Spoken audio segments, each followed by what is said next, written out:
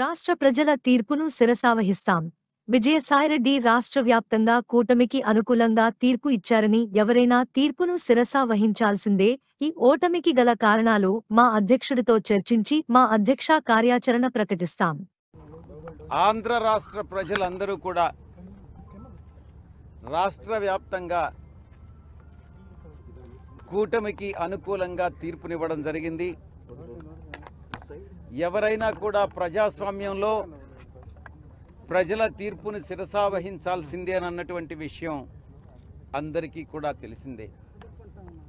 అది రాజ్యాంగబద్ధం కూడా. ఈ యొక్క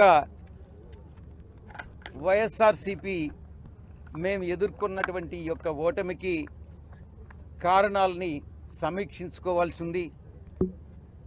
ఎక్కడ పొరపాటు జరిగింది, ఆ పొరపాట్లను ఎలా సరిదిద్దుకోవాలి, ప్రజలకు నచ్చనటువంటిది మేము ఏం చేశాం, మేము చేసినటువంటి పనులని ప్రజలు ఎందుకు ఆదరించలేదు అన్నటువంటి విషయాన్ని కూలంకషంగా చర్చించి ప్రతి నియోజకవర్గం నాయకులతోనూ అందరితో కూడా సమీక్ష నిర్వహించి మా అధ్యక్షుల వారు ఆ తదుపరి కార్యాచరణ చేపడతారన్నటువంటి విషయాన్ని మీ అందరికీ కూడా తెలియజేసుకుంటా ఉన్నాను.